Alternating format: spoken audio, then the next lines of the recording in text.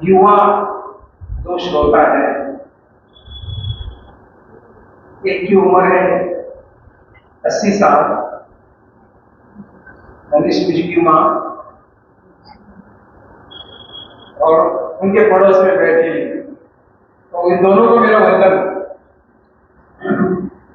मैंने कहा कि यंगेस्ट श्रोता है, दोनों यंगेस्ट श्रोते हैं,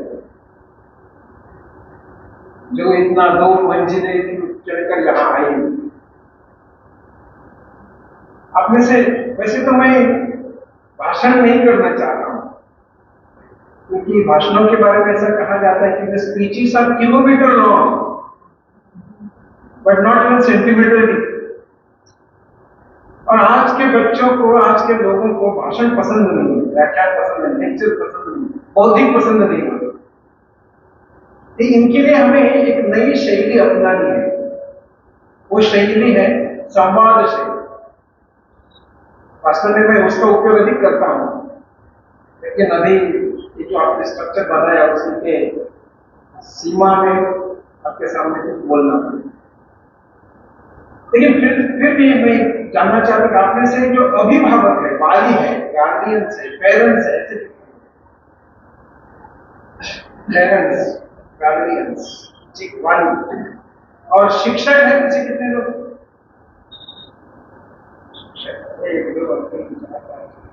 ठीक, और छात्र, स्टूडेंट्स, अच्छा, इनकी भी संख्या पर्याप्त है, अच्छी है। अच्छा, हाँ, ठीक। इतने देर समय तक 9:30 बजे गए, कब तक घर लौटना है? आपको घर कब तक लौटना है? ऐसा कुछ नहीं है, ठीक।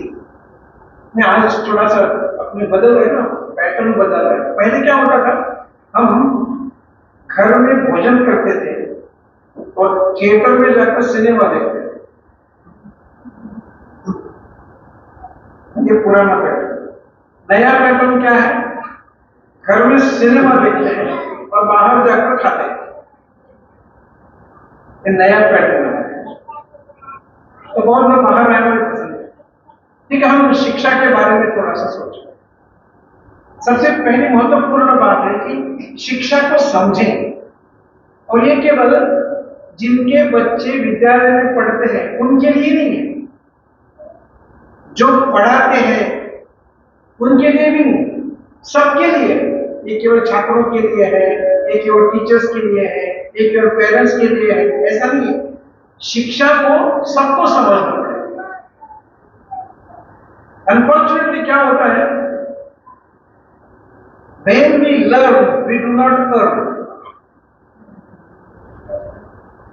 जब हम कॉलेज में, स्कूल में पढ़ते हैं, पढ़ाई करते हैं, तब हम अर्निंग नहीं करते।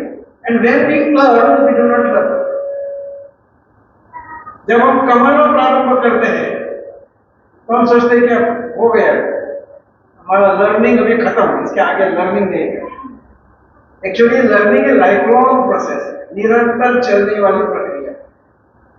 और अभी विज्ञान ये भी बताता है, साइकोलॉजी बताती है कि जो लोग निरंतर सीखने का प्रयास करते हैं, लर्निंग करते हैं, उनकी आयु भी बढ़ती है, उनका स्वास्थ्य भी अच्छा रहता है। These are some new trends। तो इसलिए शिक्षा सबको समझनी चाहिए।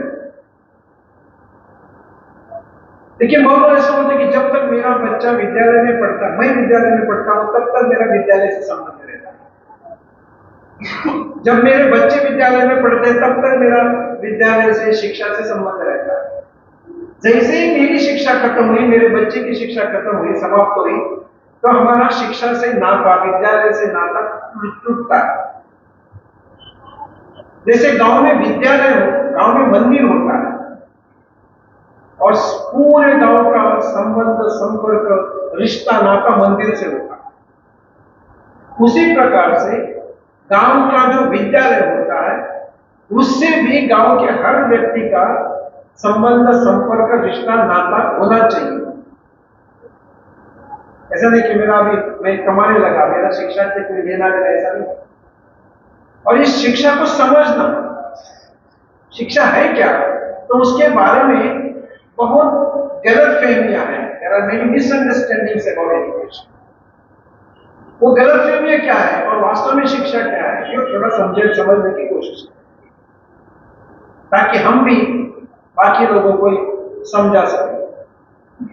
ये जो अंग्रेजी शब्द है एजुकेशन, इसके दो शब्द हैं, तोड़ दिया तो एजुकेयर शब्द, और इसका अर्थ क्या है? एजुकेयर का अर्थ करता है टू ड्रॉ आउट, बाहर निकालना।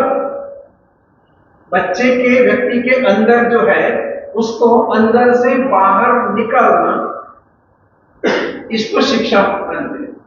ये एजुकेशन शब्द का dictionary meaning to draw out. लेकिन हमारे दिमाग में शिक्षा का मतलब क्या है? सामान्य बहुत लोगों के मन में शिक्षा का अर्थ क्या है दिमाग में? फ्रॉम जग टू मग,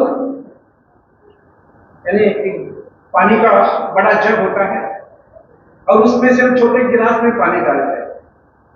तो बहुत लोगों के लिए शिक्षा क्या है? फ्रॉम जग टू मग। यहां जग कौन है? आचार्य, टीचर, ये जग है। बालक, छात्र, विद्यार्थी, ये मग है। और ये बड़े लोग छोटे पात्र में वो भरने की कोशिश करते हैं, इसको लोग शिक्षा समझते हैं। ये भरने वाली नहीं। एक किताब की मुख प्रश्न मैंने देखा था, कवर पेज, वेरी इंटरेस्टिंग। उसमें मुख प्रश्न पर जो चित्र था, शिक्षा के बारे में पुस्तक, वो चित्र कैसा था? तो उस चित्र में बीचों बीच एक, जिसको हम चक्की कहते हैं, मिल, जहां हम गेहूं और धान लेकर जाते हैं और उसका आटा बना के लाते हैं, इस प्रकार की एक चक्की, जहां से धान डाला जाता है ऊपर से। वहां से इस चित्र में क्या दिखाया था? उस चित्र में दिखाया था कि जहां से धान डाला जाता है वहां से बच्चे डाले जाते हैं, और दे आर वेरी कलरफुल, उनकी आइडेंटिटी अलगपन है। और जहां से आटा निकलता है वहां से वो सारे बच्चे निकलते हैं। लेकिन अंतर क्या है? जब ये बच्चे इसमें यहां डाले जाते हैं तो उनकी कलरफुल पर्सनैलिटी, विविधता है, इंडिविजुअलिटी है, क्रिएटिविटी है। और जहां से आटा निकलता है वहां से वो बच्चे सारे बाहर आते हैं। वो कैसे हैं? एक जैसे, कोई अंतर नहीं। और इसके बीच में लिखा था, मराठी में किताब है तो उसके बीच में वो चक्की पर लिखा है, क्या लिखा है? शाला। तो बहुत सारे लोगों को शिक्षा का मतलब क्या है, स्कूल का मतलब क्या है, बहुत लोगों को शिक्षा का अर्थ ही समझते हैं केजी में बच्चा डालो और पीजी में जब बाहर आएगा तब इंतजार करो उसका बाहर में। मैंने केजी में डाला है, अभी पीजी होकर वो बाहर निकल आएगा, इसको लोग शिक्षा समझते हैं। Actually this is not education, this is not education. तो शिक्षा है क्या? बहुत सुंदर शब्दों में कहा है, वर्तन परिवर्तन, इसका मतलब है शिक्षा।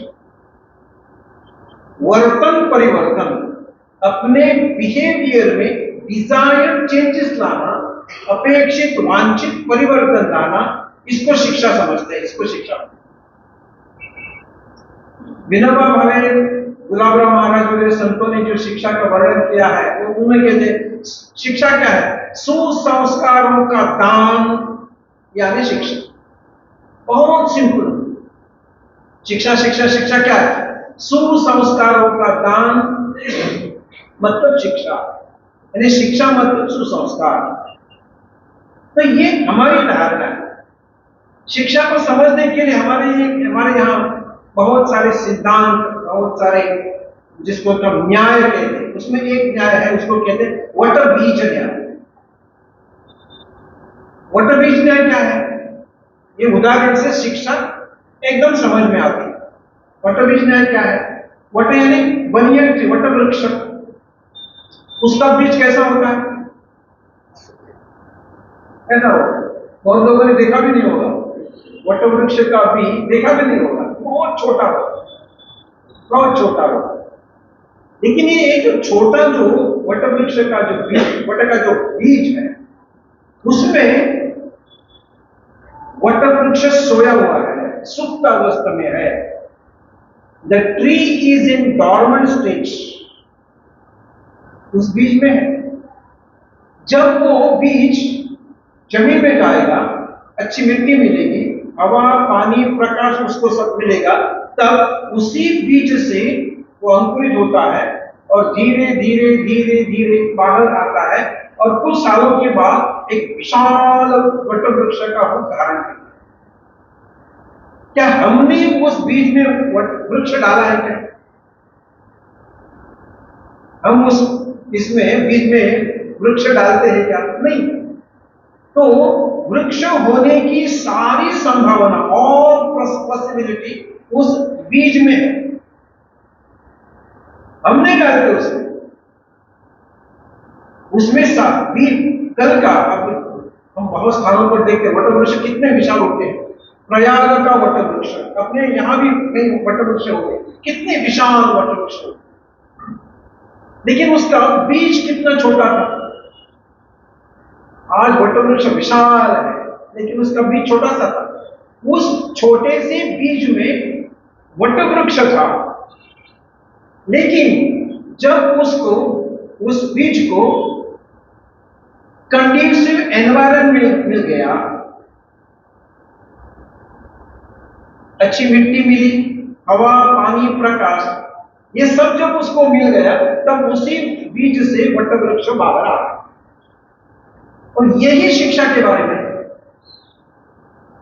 कैसे, तो हर जो व्यक्ति है, हर बालक, हर व्यक्ति, उसमें वो बीज समान है और उसमें बीज जैसे छिपा है, अनेक बातें छिपी। इसी को विवेकानंद कहते हैं कि शिक्षा का मतलब क्या है? Manifestation of the best already in man, manifestation of the best which is already in man. मनुष्य में जो ईश्वरत्व छिपा हुआ है, उस ईश्वरत्व का अंदर से बाहर आना, ये जो प्रोसेस है, इस प्रोसेस का, इस प्रक्रिया का नाम है शिक्षा। तो हर बालक में अनेक संभावना, इमेंस पोटेंशियल, अनेक सब क्या क्या हो सकता है। वो आज कैसा है, सब सुप्त अवस्था में है, निद्रिता अवस्था में है। जैसे बीज को अनुकूलता प्राप्त हुई, मिट्टी हवा पानी प्रकाश, तब उस बीज से वृक्ष बाहर निकला। उसी प्रकार से बच्चों को, बालकों को, व्यक्ति को जब घर में और विद्यालय में और समाज में अनुकूलता मिलती है, तब उनमें छिपा वो जो कुछ है, वो धीरे धीरे धीरे धीरे उसका प्रकटीकरण होता है। इस प्रोसेस को शिक्षा कहते हैं। आज हमारे लोगों को क्या लगता है, शिक्षा इसका अर्थ क्या है? आचार्य क्या करते हैं, टीचर्स क्या करते हैं, यहां वहां से ज्ञान इकट्ठा करते हैं और बच्चों के ब्रेन में ठूसते हैं। ये ठूसने को लोग शिक्षा मानते हैं, ये ठूसने को लोग शिक्षा मानते हैं। हमारे देश के प्रधानमंत्री, जो पूर्व में प्रधानमंत्री थे, उनके जो साइंटिफिक एडवाइजर थे डॉक्टर C.N.N. राव, उन्होंने एक बार भारत की शिक्षा के बारे में कहा। उनका ऑब्जर्वेशन क्या था? उन्होंने कहा, there is examination system in India, there is no education system in India. Bharat में क्या है? परीक्षा पद्धति है, शिक्षा पद्धति नहीं। इसलिए मार्च तक रटो रटो रटो, अप्रैल में जाकर क्लास पेपर में वोमिट करो वोमिट करो वोमिट करो, बाहर चले जाओ। डॉक्टर एनी बेसेंट ने बहुत सुंदर शब्दों में कहा, वो कहती है, हमारे विद्यार्थी परीक्षा के हॉल में जाते हैं, अपना सारा जो ज्ञान है, जो कुछ, वो परीक्षा के हॉल में उंडेल देते हैं और परीक्षा के हॉल से बाहर निकालते समय आते हैं तो रिक्त एम्प्टी सारा एम्प्टी होता है, दिमाग में कुछ नहीं रहता। मराठी में आपको समझ में आएगा, मार्च तक घोका घोका घोका, यानी रटो रटो रटो मार्च तक। अप्रैल में परीक्षा शुरू होती है, तब क्या करो, मार्च तक घोका घोका घोका, अप्रैल में ओका ओका ओका, यानी वमिट। ये अपनी शिक्षा की दुर्दशा। तो हमें समझना चाहिए कि ये एग्जामिनेशन केवल पास होना इतना पर्याप्त नहीं। और दूसरे यहाँ जो बालक है उनको भी समझना चाहिए एग्जामिनेशन का अर्थ हमें समझना चाहिए। और हम बड़े लोगों को बच्चों के सामने एग्जामिनेशन का ये अर्थ जब हम बच्चों के सामने रखेंगे, it is not only to get through the marks, through the examination, marks का ना इतना नहीं है। और माता पिता को केवल बच्चों के पेपर में कितने मार्क्स है इसकी चिंता होती है। मार्क के लिए अपने भाषा में गुण कहते हैं, गुजराती में क्या कहते हैं मुझे मालूम, क्या कहते हैं, गुण। और गुण इसके मराठी में दो अर्थ है, एक पेपर में जो होता है ना मार्क्स नंबर, उसको भी गुण कहते हैं, और अपने में जो क्वालिटीज होते हैं उसको भी गुण कहते हैं। लेकिन बहुसंख्य लोगों को किन गुणों की अधिक चिंता होती है? ये जो पेपर में गुण होते हैं उसकी चिंता नहीं। यहां कुछ नहीं, गुण तो भी चले, कुछ नहीं चले। तो मार्क्स मार्क्स मार्क्स, मराठी के एक बहुत सुंदर कवि है, वो कहते हैं, समझ में आ जाएगा, मैं यदि समझाने तो मैं बता दूंगा। निवडणुका येताच प्रत्येक पुढारी समाजवादी असतो। When there are elections round the corner, जब इलेक्शन आती है तो हर जो कैंडिडेट होते हैं मैं समाजवादी समाजवादी समाजवादी, मुझे समाज का सबका कल्याण करना है। निवडणुका येताच प्रत्येक पुढारी समाजवादी असतो। परीक्षा येतात, जब एग्जामिनेशन्स आर क्लोजर, प्रत्येक पालक यानी अभिभावक यानी बालक मार्क्स वादी असतो।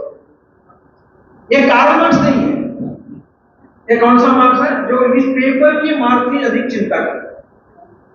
एक बार ऐसा हुआ, एक व्यक्ति को ऑफिस में उसके स्टाफ ने बहुत डांटा, फायरिंग दी, तो वो घर आया, और जब ऑफिस में फायरिंग मिलती है, डांटना होता है, तो उसका रिपरकशंस कहां आता है आप लोग जानते हैं, वो लोग अधिक जानते हैं अच्छा तरह से। ऑफिस में जब कोई डांट होती है तो उसका जो रिएक्शन वो आप नहीं जानते, वो जानते। तो वो घर में लौटा, डांट पड़ी थी तो बहुत पसंद नहीं था, घर में आया तो सोफा पर बेटा बैठा था हॉल में, उसके हाथ में कुछ था, अभी इसको कुछ ना कुछ निमित्त चाहिए था। वो जो डांट पड़ी थी उसको कहीं ना कहीं अभी प्रकटीकरण उसका रिएक्ट हुआ, तो बच्चे को देखा उसके हाथ में कुछ है, हाथ में से ले लिया, वो प्रोग्रेस कार्ड था, प्रगति पुस्तक, रिपोर्ट कार्ड। अभी वो रिपोर्ट कार्ड में देखा तो लाल झंडा, red underlines, fail fail fail fail. अभी उसको कुछ निमित्त मिला, डांट वहां पड़ी थी, अभी उसका वो निकालना था, तो उसने बेटे को एक तमाचा लगाया, बेटा रोने लगा, वो अंदर गया, किचन में गया, माँ को कहा कि देखो क्या हुआ, पिताजी ने मारा, क्यों मारा, तो वो किचन से बाहर आया। अभी जो मेन टारगेट सामने आया, ये बच्चा एक छोटा सा, ये मेन टारगेट सामने आया, जैसे ही मेन टारगेट सामने आया चिल्लाने लगा। वो कुछ समझाने की कोशिश कर रही थी, सुनने की तैयारी नहीं, और कहने लगा क्यों, देखो क्या किया, हम वहां दिन रात ऑफिस में मरते हैं, ब्रैकेट में डांट खाते हैं, और ये देखो बच्चा क्या हो, हम इतना परिश्रम मेहनत करते हैं, लेकिन बच्चे का प्रोग्रेस। वो समझाने की कोशिश कर रही थी, सुनने की तैयार नहीं थी, सोफा पर बैठ गया, वो अंदर चली गई, एक कप चाय बना के सामने वो लाई, उसके हाथ में चाय का कप दिया, अब थोड़ा सा शांत चाय देने लगा, तो कभी उसको थोड़ा श्रीमती जी को अवसर मिला, कुछ बोलने का, कुछ कहने का। तो वो कहने लगी कि देखो भाई आज क्या हुआ, आज मेरे मेरे पास सब काम निपटने के बाद मेरे पास बहुत समय है, तो मैंने सोचा थोड़ा कबर्ड वगैरह कर पुरानी चीजें हैं वो थोड़ा ठीक करें। तो ये सारे ठीक करते करते करते पुराने हटाते ये जो रिपोर्ट कार्ड मिला, ये जो प्रोग्रेस कार्ड मिला, वो आपका प्रोग्रेस कार्ड वो बच्चे का प्रोग्रेस कार्ड नहीं है, वो तुम्हारा प्रोग्रेस कार्ड। जैसे सुना मेरा अपना प्रोग्रेस कार्ड तो पूरा आइसक्रीम हो गया। अभी ये बात कई स्थानों पर बताने के बाद लोगों ने अपना, तब से कुछ लोगों ने अपना पुराने प्रोग्रेस कार्ड कपट से हटाकर बैंक में गहनों के साथ लॉकर में रखना शुरू किया। घर में नहीं रखते। तो ये कहने का मतलब केवल मार्क्स मार्क्स मार्क्स। ये हमारे जो बच्चे हैं उनमें एक अद्भुत क्षमता किसके पास कौन सी कितनी क्षमता में मालूम नहीं है। मैं ये 2-3 उदाहरण दे रहा हूं, क्या क्या बच्चे आज भी करते हैं। मध्य प्रदेश में एक विद्यालय है हंसवाहिनी विद्या मंदिर। उनके पास बड़ा बड़ा स्ट्रक्चर, इंफ्रास्ट्रक्चर वगैरह नहीं है, जमीन पर बच्चे बैठते हैं। एक वकील, उन्होंने अपनी वकालत छोड़ दी और उन्होंने विद्यालय शुरू की। इस विद्यालय में हंसवाहिनी विद्या मंदिर, आप यूट्यूब पर भी देख सकते हैं, उसके वीडियो भी देख सकते हैं। सब बच्चे दोनों हाथों में 2 पेन एक साथ पकड़कर एट ए टाइम दोनों हाथों से लिखते हैं। क्षमता। मैं यहां मध्य प्रदेश में एक स्थान है नर्मदा के किनारे, वहां विद्याभट्टी का एक गुरुकुल चलता, तो वहां पिछले साल गया था। तो वहां एक बच्चा, विभिन्न प्रकार की क्षमता बच्चों में होती है, तो 9वीं कक्षा में पढ़ने वाला एक बच्चा वहां था जो आंखें बंद करके, उसके हाथ में किताब दिया जाए और आंखें बंद करके पढ़ता है। He reads with eyes closed। वो मान लो ये जो ये है, आंखें बंद करके उसके हाथ में दिया, तो ऐसा ऐसा हाथ घुमा के उसको स्पर्श करके ये बताता है इसका कलर क्या है। पुरानी बातें नहीं है, ये महाभारत और रामायण के काल की बात नहीं, आज भी वो आंखें बंद कर मोटरसाइकिल चलाता है। तो इसका अर्थ क्या है? इसका अर्थ है बच्चों में अनेक प्रकार की क्षमता, इन्फिनिट। हम नहीं जानते उनकी क्षमता क्या है, और हम सबको एक प्रकार की शिक्षा देने का प्रयास करते हैं। अमेरिका के बहुत बड़े जो साइकोलॉजिस्ट है, मानसशास्त्री हार्वर्ड गार्डनर, उन्होंने एक सिद्धांत प्रतिपादित किया है। वो कहते हैं हर व्यक्ति में कम से कम 8 प्रकार का इंटेलिजेंस होता है, 8 टाइप्स ऑफ इंटेलिजेंस। कोई भी व्यक्ति, हम यहां जो सब लोग बैठे हैं ना, हम सब में 8, कम से कम 8 प्रकार की बुद्धिमत्ता, 8 प्रकार के इंटेलिजेंस होता है। वैसे तो इंटेलिजेंस 40 प्रकार 50 प्रकार का होता है, लेकिन हमारे जिस पर जो रिसर्च हुआ है, उस रिसर्च के मुताबिक हम जो जितने लोग, छोटे बच्चे और बड़े हम जो बैठे हैं, हम सब में 8 प्रकार की इंटेलिजेंस, बुद्धिमत्ता है। Mathematical intelligence, musical intelligence, interpersonal intelligence, intrapersonal intelligence, linguistic intelligence, visual intelligence, kinesthetic intelligence, ये इंटेलिजेंस के अनेक विविध प्रकार हैं और हम सब लोगों में ये है। हाँ, हो सकता है कि मान लो एक बच्चा है, उसमें मैथमेटिकल इंटेलिजेंस बहुत अधिक होगा, लिंग्विस्टिक, लैंग्वेज, भाषिक इंटेलिजेंस थोड़ा सा कम होगा। दूसरे बच्चे में भाषिक उसकी इंटेलिजेंस अधिक हो सकता है, मैथमेटिकल इंटेलिजेंस कम हो सकता है, लेकिन हर बच्चे में यह है। तो पहली चीज जो आवश्यक है आचार्यों को और माता पिता को, अपने बच्चों को पहचानो, अपने बच्चों को जानो, अपने बच्चों का ऑब्जर्वेशन करो, और ताकि आपको पता चलेगा कि मेरे बच्चे में कौन सी क्षमता, कौन सा इंटेलिजेंस एक प्रिडोमिनेंट है, और उसी हिसाब से वो जब यदि पता चलता है तो उसी में उसको बच्चे को आगे बढ़ना चाहिए। हो सकता है कि एक बच्चा मैथमेटिक्स में इतना अच्छा नहीं होगा, वो म्यूजिक में अच्छा होगा, तो उसका भविष्य किसमें है? म्यूजिक में उसका भविष्य है। दूसरा बच्चा दूसरे प्रकार के है। तो पहली चीज जो आवश्यक है वो आचार्यों को भी, टीचर्स को भी और अभिभावकों के, इन बच्चों को जानो, बच्चों को पहचानो, उनमें कौन सी टैलेंट है, कौन सी इंटेलिजेंस है, कौन सी बुद्धिमत्ता है। तो ये एक बिंदु, मैं कुछ बिंदु आपके सामने रखता। दूसरी बात, हमारी जो आवश्यकता है ना, व्यक्ति क्या हो, बच्चों की आवश्यकताएं क्या, what are the needs of the children. बहुत बार हमको लगता है कि उसको केवल रोटी कपड़ा मकान देना, ये बच्चों की प्राइमरी आवश्यकता है सबसे। और वही देने के लिए बहुत सारे अभिभावक वाली क्या करते हैं, बच्चे को कपड़े चाहिए, बच्चे को क्या खाना पीना चाहिए, बच्चे को कैडबरी चाहिए, बच्चे को ये वो जो फिजिकल थिंग्स है वो देने की कोशिश करते हैं, उसमें कमी नहीं होती। और ये क्यों हो रहा है? बहुत सारे ऐसे हो गए यहां वो जो कहते हैं हमारे बचपन में ये हमें सब मिलता नहीं था, कैडबरी उर्फ कीड़ भरी वो हमें नहीं मिलती थी, बच्चों को नहीं चाहिए। ऐसे अनेक बात, हमारे बचपन में हमारे पैदल में केवल एक चप्पल होती थी, अभी हम इस स्थिति में आए कि एक डजन, 2 डजन ले लो। तो दूसरी जो प्रॉब्लम है वो over carrying and over protection of the child.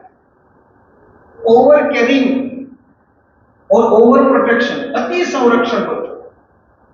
एक कार्टून देखा था मैंने, चित्र देखा था, शिक्षा पर वह व्यंग था, शिक्षा का आज की स्थिति का वर्णन करने वाला था। उसमें एक मां सुबह के समय अपने बच्चों को विद्यालय में छोड़ने जा रही है, और वो बच्चा, बारिश के दिन है, बच्चा सामने जा रहा है, आगे जा रहा है, उसके पीछे माता है, वो टाई वगैरह बांध कर वो बच्चा विद्यालय में जा रहा है, और उसका जो बड़ा बस्ता है, बैग, वो माता जी के कंधों पर है। मां ने अपने कंधे पर वो बड़ा बिस्तर या बस्ता लिया, दूसरे हाथ में कंधे पर है, हाथ में क्या है, हाथ में उसका टिफिन और वो सारा, और एक हाथ में उसने छाता पकड़ा है। और छाता किसके लिए पकड़ा है? बच्चे के लिए पकड़ा है छाता। और ये बच्चा आगे चल रहा है, उसके पीछे मां, ये सारा प्यारा करने लिया, और ये हमारा छत्रपति विद्यालय में जा रहा है, छोटा छत्रपति।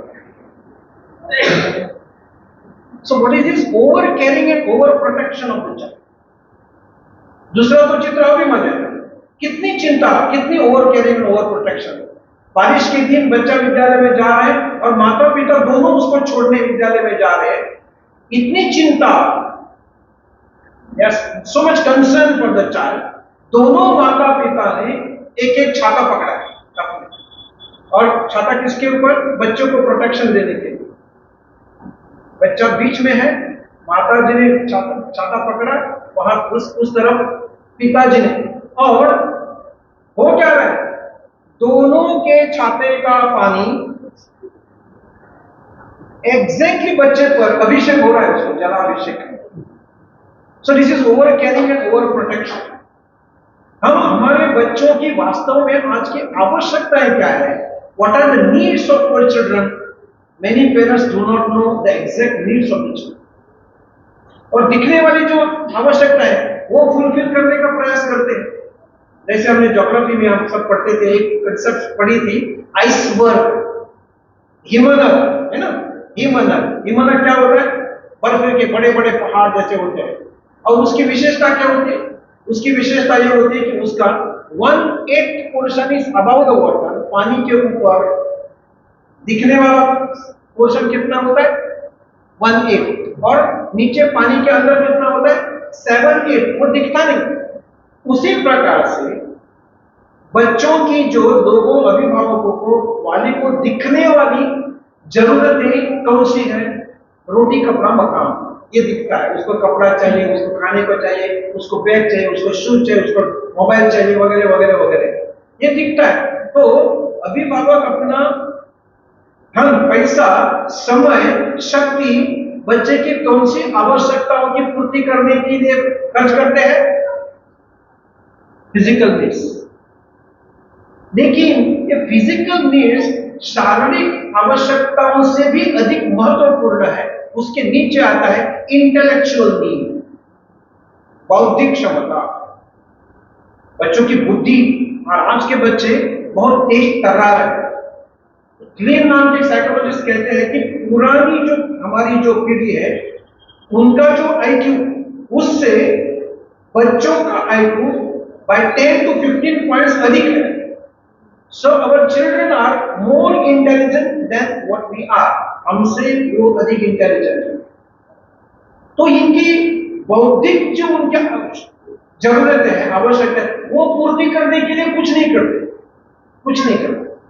खाने के लिए सब कुछ देते हैं, घुमाना वगैरह सारा, ये ऊपर वाला फिजिकल नीड्स है।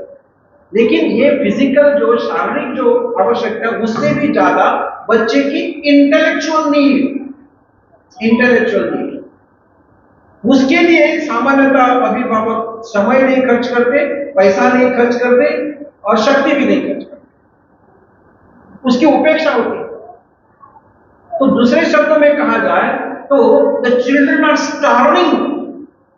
बच्चों का कुपोषण हो रहा है, नॉट फिजिकली, खाने के लिए बहुत मिलता है, लेकिन बौद्धिक कुपोषण। इससे भी नीचे वाला जो हिस्सा जो अधिक सटल है, दिखता नहीं, वो कौन सी आवश्यकता है? बच्चों की इमोशनल नीड्स, भावनिक उनकी जो आवश्यकता है वो उससे भी अधिक है, वो दिखती नहीं। और उससे भी अधिक सटल जो नहीं दिखते वो है स्पिरिचुअल नीड्स। तो हमारा समय, हमारा पैसा, हमारा धन, हमारी शक्ति हम किसके लिए खर्च करते हैं? बच्चों की शारीरिक आवश्यकताओं की पूर्ति के लिए खर्च करते हैं, बाकी के लिए कुछ नहीं करते।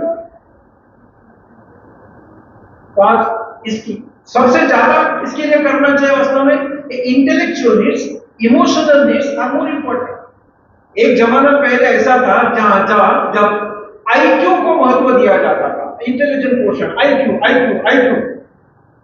आज क्या स्थिति है? IQ is taking a back seat, पीछे गया है, and there are many Qs in queue. उसमें से कौन से क्यू है? आईक्यू तो पीछे चला गया। इससे भी महत्वपूर्ण है इमोशनल क्वोटिएंट, ईक्यू, भावना। आपके ध्यान में आएगा, यहां जो बैठे लोग, कभी टीवी पर कोई ऐसा प्रसंग आता है, करुण प्रसंग आता है, दुखी प्रसंग आता है, तो सामान्यतः यहां जो बुजुर्ग लोग हैं वो रोने लगते हैं। उससे भी थोड़े यंग हैं, वो कहते हैं क्या हो रहा है? बच्चे क्या कहते हैं? बच्चे दादी माँ को या अपनी माँ को कहते हैं, अरे क्यों रो रही है आप, ये सारा क्यों मामला है, इसके लिए रोने की क्या आवश्यकता? ये क्यों हो रहा है? Because emotional quotient is going down. उनका आईक्यू नीचे जा रहा है, उनको दूसरों की भावनाओं की कोई फिक्र नहीं है, and they are becoming neurotic scholars. एक शिक्षाविद ने बहुत सुंदर शब्दों में कहा, I would prefer my school produce a happy street sweeper rather than a neurotic scholar. मैं क्या पसंद करूंगा? मेरे विद्यालय का बच्चा एक हैप्पी स्ट्रीट स्वीपर में बना, तो मुझे परवाह नहीं, न्यूरोटिक स्कॉलर न बन जाए। आज हमारे देश में ये जो न्यूरोटिक स्कॉलर्स हैं वो सबसे ज्यादा लूटते हैं, क्योंकि उनको दूसरों की परवाह नहीं है। और ये लोग जो अच्छे चोर, बड़े बड़े चोर कौन है? जो विद्यालय में नहीं गया है, स्कूल शिक्षा में जिसकी नहीं हुई है, वो किस चीज की चोरी करेगा? आपके गार्डन में ये कुछ स्क्रैप पड़ा है तो उसकी चोरी करेगा। लेकिन जो पढ़े लिखे जो है, हायर क्वालिफाइड, वो किसकी चोरी करते हैं? आप जानते हैं, पूरी बैंक लूटते हैं। एक पॉकेट मारी करने वाले बॉम्बे में, वो एक कप पॉकेट मारते हैं, उसमें 10, 15, 20 रुपए, 50 रुपए उनको मिलते हैं। लेकिन ये अच्छी तरह से कैसे डकैता करना, तो अपनी ज्ञान का उपयोग कहां करते हैं? अपनी नॉलेज का उपयोग कहां करते हैं? अपने ज्ञान का, अपनी इंफॉर्मेशन का, नॉलेज का उपयोग वो लूटने में करते हैं। क्योंकि इमोशनल क्वेश्चन ठीक नहीं है। इससे भी आगे होता है जिसको क्यूरियोसिटी क्वेश्चन, जिज्ञासा। ये आज के जमाने में सबसे महत्वपूर्ण है। हमारे अभिभावक बच्चे की जो मार्क्स देखते हैं, विद्यालय में जाते हैं तो 2 प्रश्न, कभी जाते भी नहीं है ज्यादातर, और गए तो टीचर को 2 प्रश्न पूछते हैं। क्या प्रश्न पूछते हैं? मेरा बच्चा ठीक से पढ़ाई कर रहा है ना, बच्चा या बच्ची, नंबर 1। दूसरा प्रश्न क्या होता है? वो कुछ शरारत नहीं कर रहे हैं ना, मस्ती नहीं कर रहे हैं ना। अभी इसकी 2 क्यों प्रश्न पूछता है, वो उसके समाधान का इतना पर्याप्त नहीं। अमेरिका में एक बहुत बड़े वैज्ञानिक, उसका नाम था रावी इजिदोर, फिजिक्स का उनको नोबेल पुरस्कार मिला। फिजिक्स का नोबेल पुरस्कार पाने के बाद उनको पत्रकारों ने, जर्नलिस्ट ने प्रश्न पूछा, mister Ravi, how is that you became the scientist? आप साइंटिस्ट कैसे बने, वैज्ञानिक कैसे बने? तो रावी इजिदोर ने कहा कि जब मैं विद्यालय से घर जाता था, वो जू परिवार के थे, माँ तो कुछ पढ़ी लिखी नहीं थी। वो कहते कि जब मैं विद्यालय से घर में जाता था तब मेरी माँ, जो अनपढ़ थी, कुछ नहीं पढ़ी थी, लेकिन मैं जब घर जाता था तो अनफेलिंगली, विदाउट फॉरगेटिंग, न भूलते हुए, वो मुझको एक प्रश्न रोज पूछती थी, विदाउट फेलिंग। वो प्रश्न कौन सा? मेरी माँ मुझे पूछती थी, बेटा Ravi, did you ask any intelligent question to your teacher in the classroom today? बेटा रावी, आज तुमने अपने शिक्षक को क्लास में ऐसा कुछ बुद्धिमान प्रश्न पूछा है क्या? और इजिदोर कहते हैं, I became scientist because of my mother who was illiterate. अनपढ़ थी, लेकिन अपने बच्चे के पढ़ाई पर उसका कड़ा ध्यान था। कैसे ध्यान था? ये प्रश्न पूछती। एक क्यूरियोसिटी जो है, जिज्ञासा सबसे महत्वपूर्ण।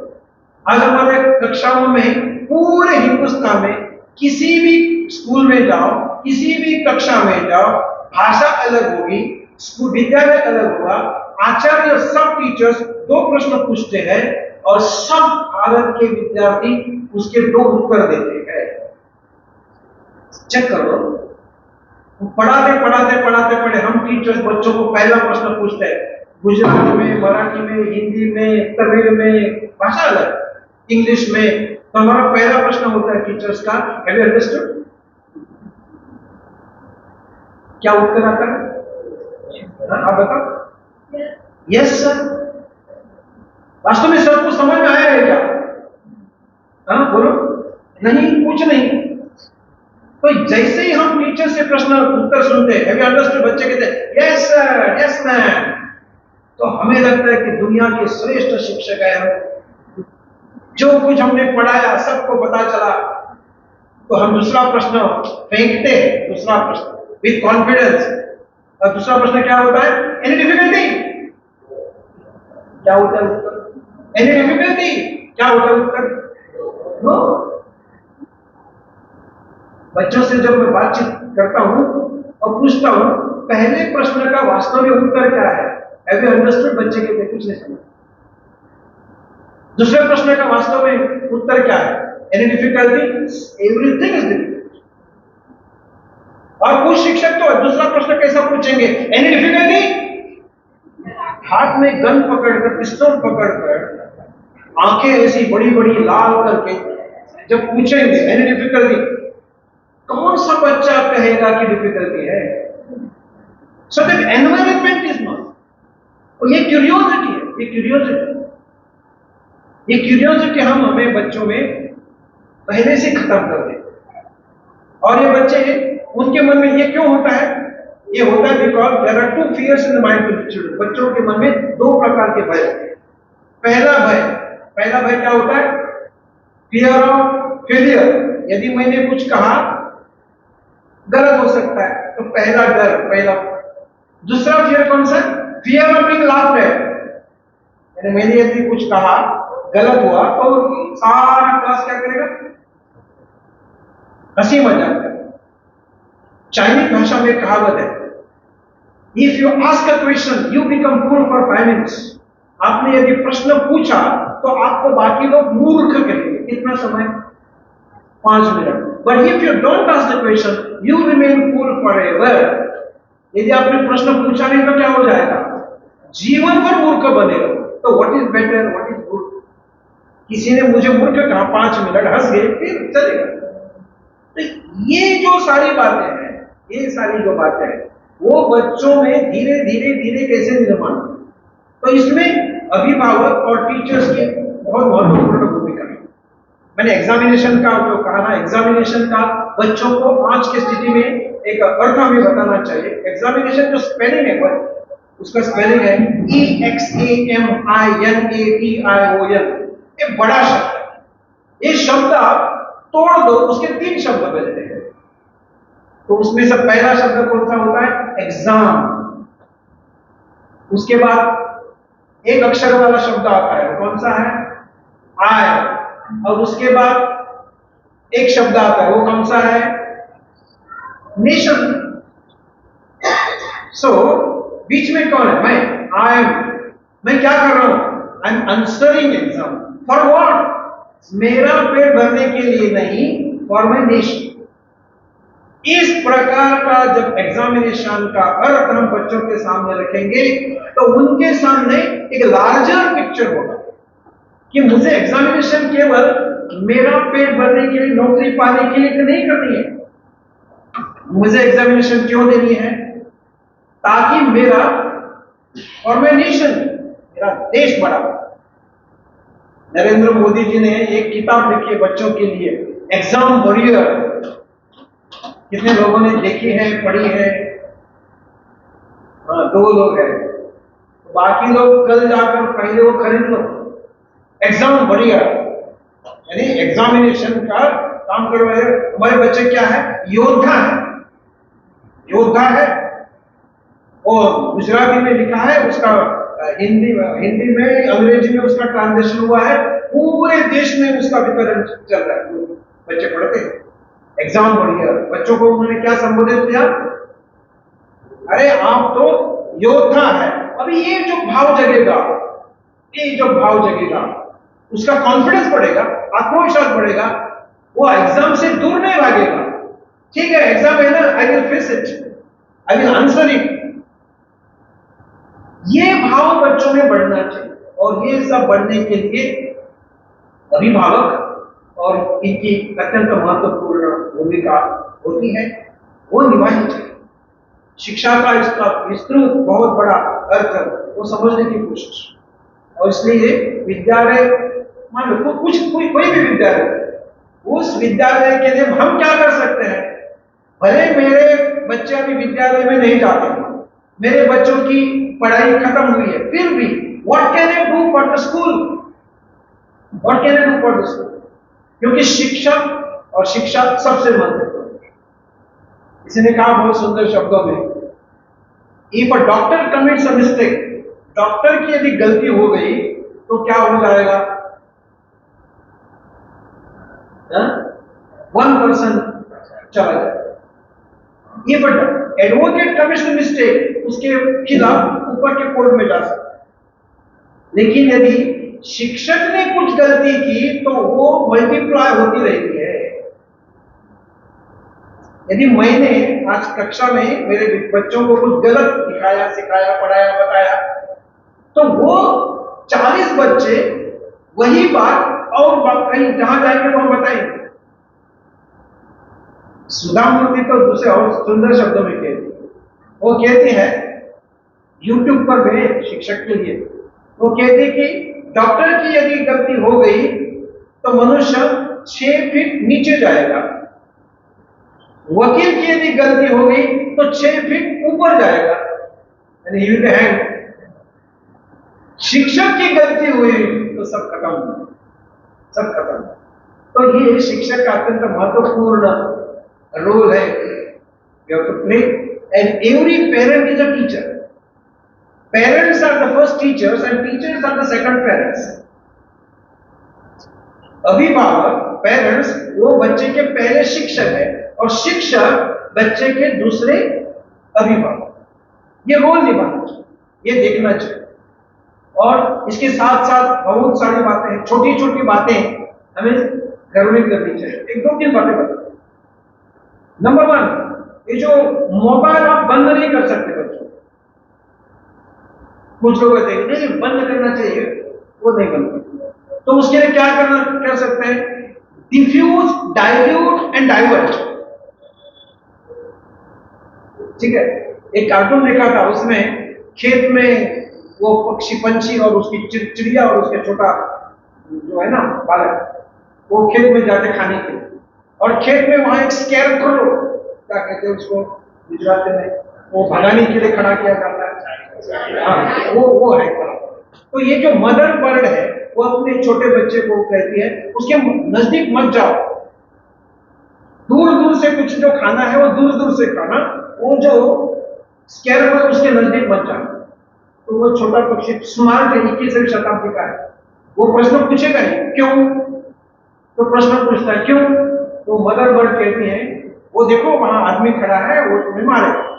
ये छोटा पक्षी 21वीं शताब्दी का है, वो स्मार्ट है, वो अपनी माता को कहता है अरे माता जी अब इतने क्यों डर रही है, वो आदमी नहीं है। अपनी माता जी तुमको कैसा पता चला वो आदमी नहीं है? तो वो छोटा पक्षी कहता है यदि वो आदमी होता तो उसके हाथ में मोबाइल होता, उसके हाथ में मोबाइल नहीं है, इसका मतलब वो आदमी नहीं है। No, these are the smart children. These are the smart children. तो मोबाइल तो रहेगा, लेकिन वो कंट्रोल नियंत्रित करने के लिए भी आज उपाय उपलब्ध है। यदि आपने किसी को बुलाया आईटी सेक्टर का, आपके बच्चे क्या देखते हैं, कितना समय देखते हैं, ये सब अभिभावक को जानकारी हो सकती है, मिल सकती है, तो नियंत्रित कर सकते हैं, मॉनिटर कर सकते हैं। दूसरा, डाइवर्ट करो, डाइवर्ट करो। मोबाइल के कुछ विधायक उपयोग भी है। मान लो राम रक्षा स्तोत्र है, बेटा मुझे राम रक्षा स्तोत्र आता नहीं, सब मिलकर वो राम रक्षा स्तोत्र सुनेंगे, वो स्तोत्र करेंगे, बहुत सारी बातें हो सकती। विज्ञान की मदद आप कैसे कैसे कहां हो सकती पढ़ाई, इसके बारे में हो सकती। अच्छे learning techniques, learning patterns, learning methods आप सीख सकते हैं। अभी ये जो ND national digital library of India, NDLI एक प्लेटफॉर्म है सेंट्रल गवर्नमेंट का, आप कल्पना भी नहीं कर सकेंगे कि इस यहां 2.25 करोड़ किताबें उपलब्ध है ऑन वेरियस सब्जेक्ट्स, कोई भी विषय 2.25 करोड़ किताबें मोबाइल पर उपलब्ध है, वेब पर उपलब्ध है। So this is the plus point. इनकी और बच्चों को कैसे डाइवर्ट करना, इसकी चिंता करने वाली लर्निंग मेथड्स बहुत है, अभी मैं बताऊंगा। एक माइंड मैप नाम की, माइंड मैप यदि आपने गूगल पर डाला माइंड मैप, तो माइंड मैप कैसे बनाते हैं, माइंड मैप के आधार से मदद से अच्छी पढ़ाई कैसे हो सकती है। So there are tools and techniques which will help the children in learning, अच्छी पढ़ाई करने की, ये भी उपलब्ध है। सो देयर आर टूल्स, जैसे हम मां शारदा की वंदना करते हैं, तो और एक चीज हमें ध्यान में रखनी चाहिए कि पुरानी बातें हमारे बच्चों के सामने एक नए दृष्टि से रखनी। जैसे कि सरस्वती माता की यहाँ तो निरंतर वंदना वगैरह होती है, but have we ever explain and told the meaning of that Saraswati वंदना टू अवर चिल्ड्रन? वो चित्र के सामने आरती उतारते हैं, दिया जलाते हैं, माला चढ़ाते हैं, उसको तिलक लगाते हैं, लेकिन उस हर चीज का, हर जो वस्तु उसके पास है, उसका अर्थ क्या है, इसका कभी बच्चों को समझाने की, खुद को समझने की और बच्चों को समझाने की हमने कभी कोशिश की है क्या? मैं 2-3 बातें बता रहा हूं। मां सरस्वती के एक हाथ में माला होती है। Now this is not symbolic, ये प्रतीक है। इसका अर्थ क्या है? इसका अर्थ है ये माला जो है, जाप माला, this is a symbol of concentration, एकाग्रता। हमारे बच्चों की सबसे बड़ी मुसीबत, सबसे बड़ी जो प्रॉब्लम है आज, वो है एकाग्रता का अभाव। विवेकानंद जी कहते थे मुझे फिर एक बार यदि कॉलेज में जाना पड़ा तो मैं हिस्ट्री, केमिस्ट्री, ज्योमेट्री, पोएट्री नहीं सीखूंगा। तब ये सुनते हमारे बच्चे कहते हम भी वही करते हैं, विवेकानंद हमारा बड़ा भाई है, हम भी ये नहीं सीखना चाहते। देखिए विवेकानंद जी क्या कहते थे, मैं ये हिस्ट्री, केमिस्ट्री ये विषय में नहीं जाऊंगा, I will try to learn and master only one thing. कौन सी बात सीखूंगा? एकाग्र मन करना, बस, और कुछ नहीं। एक बार एकाग्रता साध्य होगी तो उसके बल पर कोई भी विषय हम हासिल कर सकते। तो इसका प्रतीक है वो जापमाल। हमारे चित्र क्या है, बच्चे पढ़ाई के लिए बैठते हैं लेकिन मन दौड़ता है। माला तो कर में फिरे, माला तो कर में फिरे, जीव करे मुख माई, मनुआ तो समिरन नहीं, मनुआ तो 34 जाए, यह तो समिरन ना। और एक बार वो बैठते हैं ना माला हाथ में लेकर, श्री राम जय राम जय जय राम श्री राम जय, क्या होता है, वो जो माला की बीट्स है वो घूमते हैं। माला तो कर में फिरे, मुंह में जीभ फिरती है और क्या बोलती है, श्री राम जय राम जय जय राम श्री राम जय जय जय राम। तो माला फिरती है, जीभ फिरती है, लेकिन इससे भी बड़ा है मनुआ तो 34 से फिरे, मन सब दिशों में हो गया, यह तो समीरण आई, इसको नामस्मरण नहीं कहते। सो उसी प्रकार से बच्चे बैठते पढ़ाई के लिए, आपने कहा पढ़ाई करो बैठ गया, आपने कहा बच्चा बैठ गया तो 5 मिनट में उसको वो मेरा रबर कहां खो गया, तो वो 5 मिनट रबर खोने ढूंढने में चला गया। 5 मिनट के बाद आकर फिर बैठता है, फिर पढ़ाई शुरू होती है। 10 मिनट के बाद और कुछ याद आता है और वहां चला जाता है। 15 मिनट के बाद किचन से पकौड़े की बहुत सुगंध आता है, चला। So our main problem of our children is poor concentration, lack of concentration, एकाग्रता। तो that is the main। दूसरा है वो जो हंस है, वो क्या, वो भी एक प्रतीक है, वो भी एक प्रतीक है। ये हंस एकमात्र पक्षी है, पंछी है जो which separates milk from the water। यदि आपने गिलास में दूध और पानी इकट्ठा किया तो उसको कोई सेपरेट नहीं कर सकता। This is the only bird, और कोई नहीं कर सकता, केवल ये पक्षी उसमें से नीर और क्षीर अलग कर सकता है। इसलिए इसको कहते हैं नीरक्षीर विवेक बुद्धि। और ये नीरक्षीर विवेक बुद्धि आवश्यक है, क्योंकि ये जो www नाम का है ना, वर्ल्ड वाइड वेब, ये महाजाल, और इस महाजाल में क्या है, इंफॉर्मेशन। लेकिन इंफॉर्मेशन दो प्रकार की है, good information, bad information, constructive information, destructive information. TikTok information है, वो जो game blue whales game information है, लेकिन ब्लू वेल गेम्स खेलते खेलते खेलते बच्चा कहां जाता है, कमिट सुसाइड, खुदकुशी करने लगता है। तो इस इंफॉर्मेशन, इस प्रकार के बहुत सारी इंफॉर्मेशन है। तो ये जो हाउस पक्षी हमें ये दिखाता है कि इंफॉर्मेशन तो बहुत होगी, लेकिन इस इंफॉर्मेशन से अच्छी इंफॉर्मेशन, उपयोगी इंफॉर्मेशन, कंस्ट्रक्टिव इंफॉर्मेशन, वो सेपरेट करना, उसका उपयोग करना। इंफॉर्मेशन, डॉक्टर रघुनाथ माशेलकर कहते हैं कि information is a new oil, information is a new oil,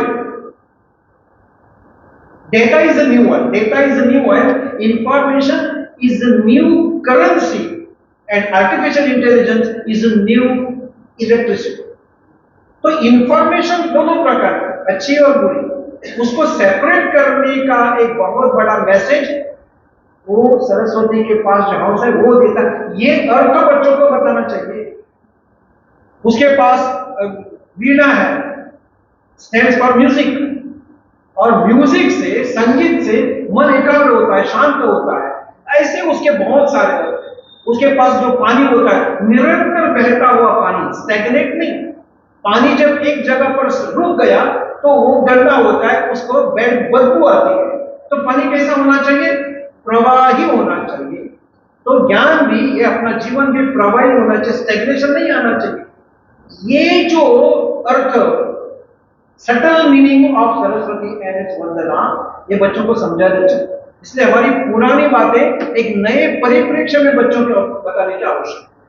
नहीं तो आज बच्चे क्या कहेंगे, माँ तुम क्या करते हो, दादी माँ तुम क्या करते हो, ये सब पुराना है। ये नहीं है, वो पुराने में आज विज्ञान के से पुरानी कहानी नवी दृष्टि दे। मैं एक उदाहरण देता हूं, मैं लिखता हूं, प्रहलाद, हिरण्यकश्यपु और कौन आता है इसमें कहानी में, प्रहलाद, हिरण्यकश्यपु और नरसिंह।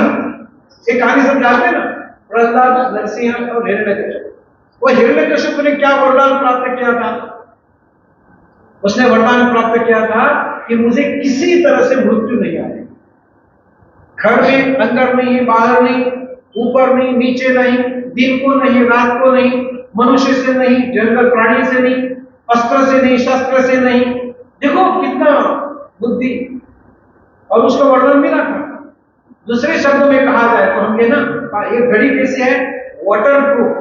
हिरण्यकश्यप ने, बुलेट प्रूफ वगैरह होता है, हिरण्यकश्यप ने इस वरदान, ये वरदान पाकर खुद को डेथ प्रूफ बनाया, किसी तरीके से मृत्यु नहीं आई। और अभी विष्णु उसकी सारी परिस्थिति का अध्ययन करते हैं, अध्ययन करते हैं। और विष्णु कैसी देवता है, प्रॉब्लम शूटर। जब जब देवताओं के सामने कोई समस्या खड़ी होती है तो उनकी सहायता करने के लिए हमेशा कौन आते हैं, भगवान विष्णु है। तो भगवान विष्णु ने उसकी सारी कंडीशन, उन्होंने क्या कहा था, अंदर नहीं, बाहर नहीं, ऊपर नहीं, नीचे नहीं, पानी में, यहाँ नहीं, वहां नहीं, वो सारा अध्ययन करके भगवान विष्णु ने वहां से यहाँ नहीं, माने तो ऐसे नहीं, वैसे नहीं, तो कहा।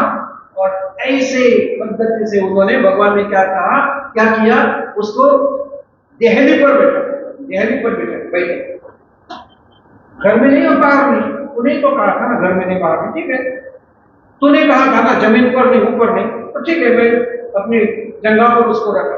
तूने तो कहा था कि प्राणी से नहीं और जानवर से नहीं, तो नरसिंह ऊपर वाला, सिंह नीचे वाला नर। तूने तो कहा था कि अस्त्र नहीं, शस्त्र नहीं, तो मैं तुम्हें अस्त्र का प्रयोग नहीं कर रहा हूं।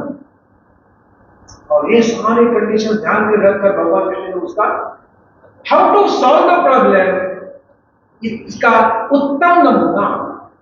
प्रॉब्लम चाहे आपके कंपनी में हो सकता है, प्रॉब्लम चाहे अपने समाज में हो सकता है, प्रॉब्लम चाहे अपने बिजनेस में हो सकता है, प्रॉब्लम कहीं भी हो सकता है। यदि विष्णु की दृष्टि हमने पाई तो हम then we will be in a position to solve our problems।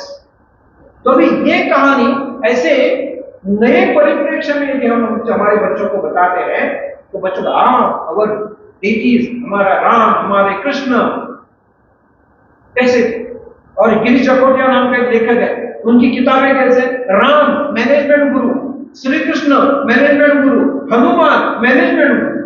तो केवल उनके भजन करना, पूजा करना, ठीक है, ये तो आवश्यक है, लेकिन these people, these deities, they are management, they are management। Bhagavad Gita एक किस प्रकार का ग्रंथ है, मैनेजमेंट का ग्रंथ है। ये पुरानी बातें हमारे बच्चों के सामने एक नए परिप्रेक्ष्य में रखने की आज आवश्यकता है। वो करने के लिए मां शारदा हम सबको शक्ति, युक्ति, बुद्धि और प्रेरणा दे। इसी कामना के साथ आप जिस बात इंतजार कर रहे हैं, कब समाप्त होगा, कब समाप्त होगा, वो मेरा बोलना मैं यहाँ समाप्त करता हूँ, मेरे वाले को विराम देता हूँ। धन्यवाद।